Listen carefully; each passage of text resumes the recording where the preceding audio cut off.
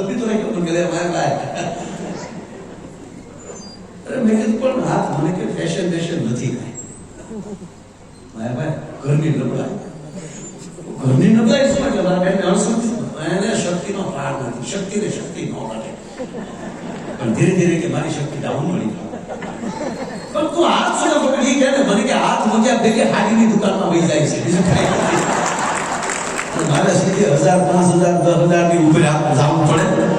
એટલે અમુક વ્યવસ્થાના ભાગમાં આયલા જતા હોય અને આપણે ફેશનમાં સમજી લેવું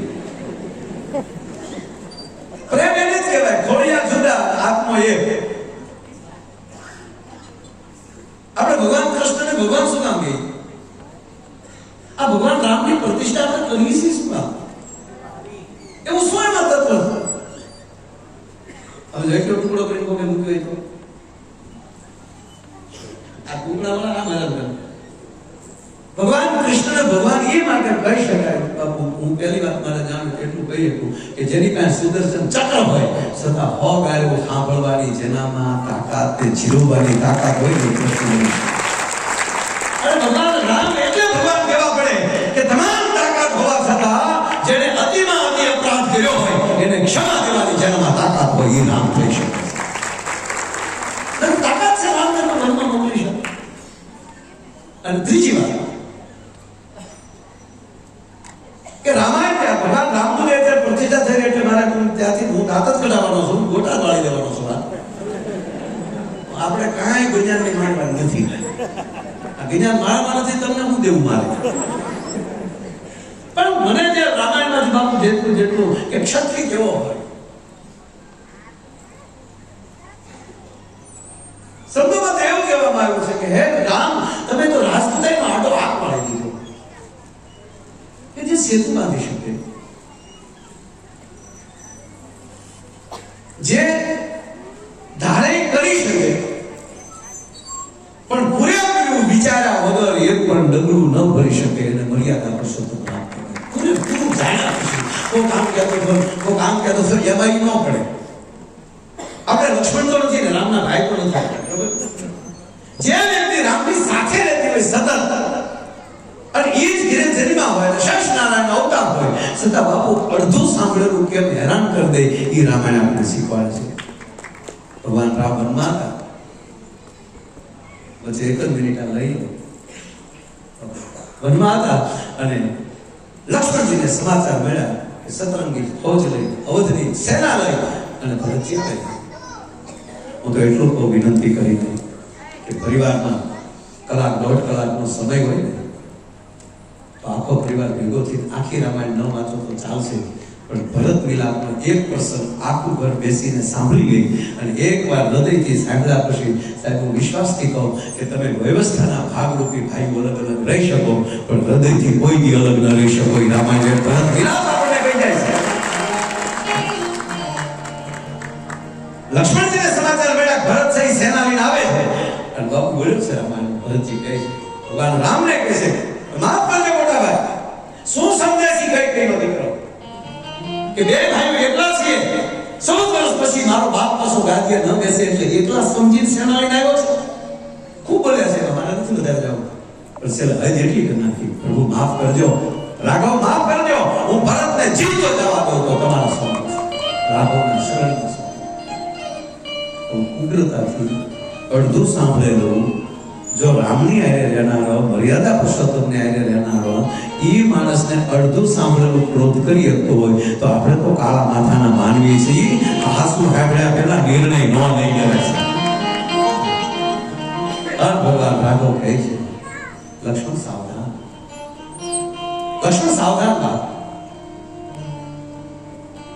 આદર્શ ન બનાવો લક્ષ્મણ આદર્શ વગરનું જીવન વ્યર્થ છે આદર્શ વગરનું જીવન માફ કરજો આદર્શ વગરનું જીવન નકામું છે આદર્શ વગરનું જીવન નકામું છે મારે તમે આદર્શ ન બનાવો પણ ત્યારે લક્ષ્મણજી કહે છે કે પ્રભુ માફ કરજો મારામાં આદર્શ નથી એમ કહો મારામાં જો આદર્શ ન હોય તો તાકાત છે કોઈ નહીં મારા બાપને વનમાં મોકલી શકે આદર્શથી આવ્યું છું પણ માફ કરજો પ્રભુ કે આદર્શમાં જીવન વ્યર્થ થઈ જાય એનું શું કરવું પણ ત્યારે પ્રભુ રામ લક્ષ્મણના ખંભે હાથ મૂકીને એટલું કહે લખન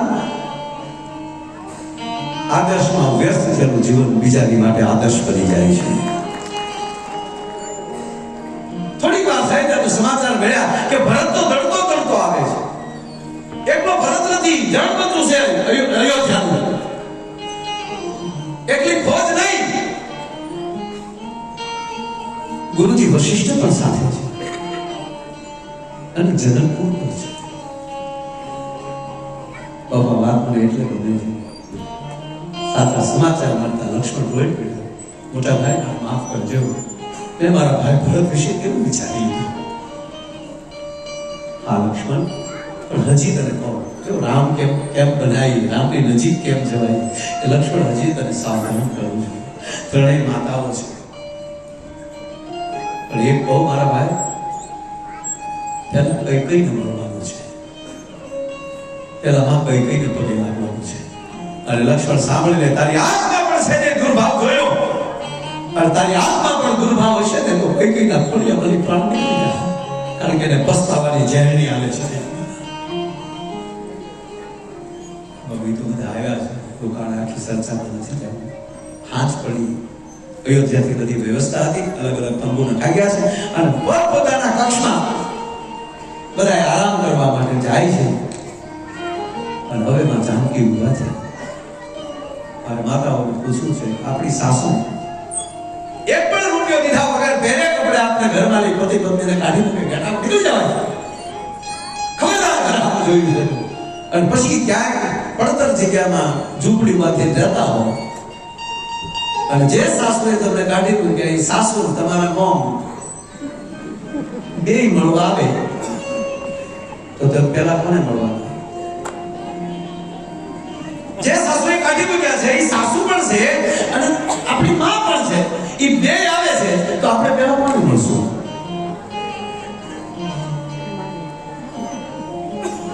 રામાયણ શીખવે છે પરિવારને ભેગું કેમ રહેવાય, પરિવારમાં પ્રેમથી કેમ રહેવાય. એટલું રામ નીકળ્યા અને રાવણને ઉલાળી નાખ્યો, મારીશને મારી નાખ્યો, સેતુ બાંધી નાખ્યો. એ નથી આવા નાના નાના પ્રસંગો ભગવાન રામના જીવનના એ આપણા જીવનમાં આવી જાય ને તો માણસની કઈકની કડકસલીઓ ભાગી જાય છે, આટલી મોકલી જાય છે. માં સીતાજી પહેરાવેલા બાપુ સીતા કઈ ના કક્ષમાં તો જે બાપુના કૃપાથી આવા પ્રસંગો જાણવા મળે. તૂટ્યું વાળે ફરીથી કઈ કહ્યું આમલા મુકાઈ ગયા. એના પગ પાસે બેસી અને માં જાનકી એટલું કહી છે, માં કઈ કરીને માં પગ લંબાવડી ના લાવો તમારા પગ લંબાવી. એ અવધની મહારાણી મને ખબર છે અમારા પિતા દશરથના તમે માનીતા રાણી હતા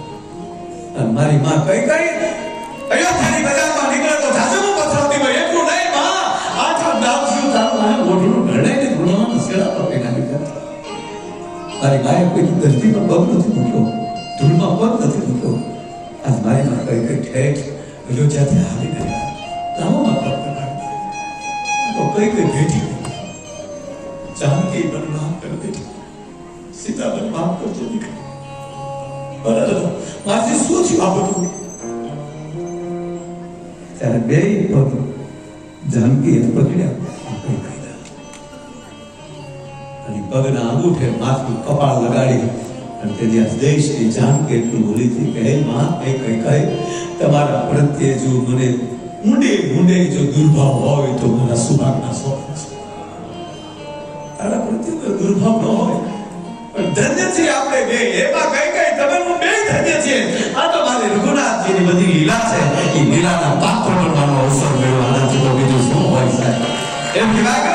આ વ્યવસ્થા અયોધ્યા જન્મભૂમિ ભગવાન રામના મંદિરની પ્રતિષ્ઠાના સમયના સાક્ષી બનવાનો મને તમને અવસર મળ્યો છે. એ પણ